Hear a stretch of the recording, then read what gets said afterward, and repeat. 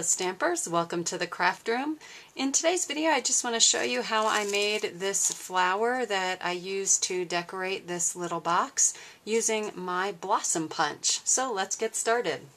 We're actually going to be working with our white waffle paper, and waffle paper comes in a roll, and we're just going to unroll this. And we're also going to be using our blossom punch. So if you went ahead and tried to punch through one layer of this waffle paper, it actually is kind of difficult because this paper is very thin and your punch will have a hard time kind of getting through that paper. What I found to be really helpful when you're working with waffle paper and wanting to punch through is to actually double up your paper.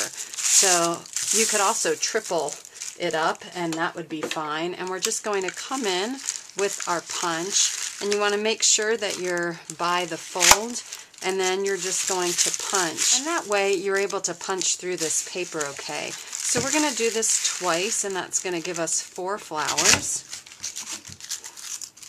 And the next thing I went and did is I punched out 4 flowers from the first edition Specialty Designer Series paper. So we're going to need 8 flowers altogether to create the flower that I created here.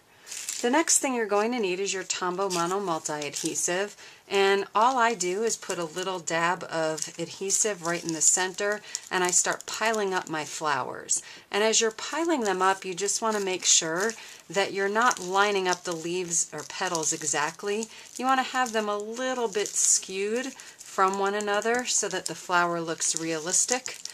Otherwise, all your petals are lined up and that's not going to look very natural. So we're going to do this to both our waffle paper and to our Designer Series paper.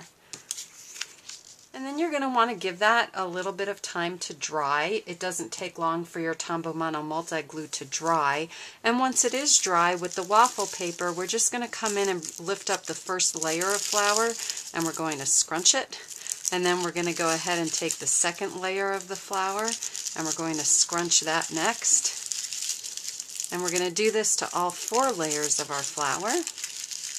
Lots of scrunching going on here. And then what I like to do is just put this flour in the palm of my hand and roll it in a ball.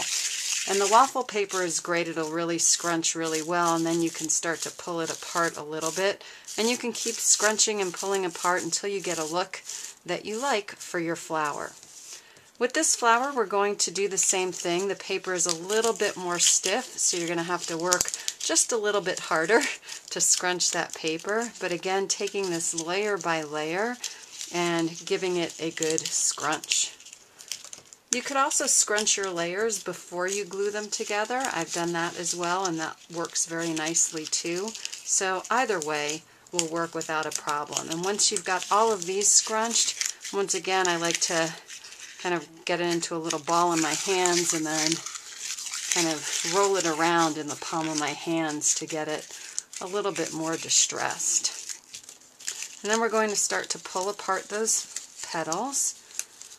And then what we're going to do as our final touch is grab an antique brad. So I've got some here. And you're going to choose a brad that you like for the center of your flowers. And then you're just going to need your piercing mat and your piercing tool. And you're going to want to open up your flowers just a bit. So trying to find that middle of your flower again. So unfurling it. And we're going to place the one flower right inside the other, like so. And then we are going to paper pierce right in the center.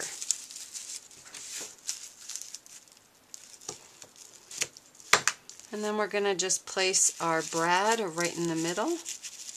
And instead of using a brad, you could also do a 3/4 inch punched out circle of Designer Series paper, or you could put glitter in the center of your flower, so anything will work. And then we are just going to fold back our prongs, and then you can fluff up your flower yet again until you like the look of it. And I just went ahead and attached my flower to this box using some dimensionals. So there you have it, a really quick and easy way to create a beautiful paper flower using your waffle paper, some Designer Series paper, and your blossom punch. I hope you've enjoyed this project, and I look forward to seeing you again very soon here in the craft room.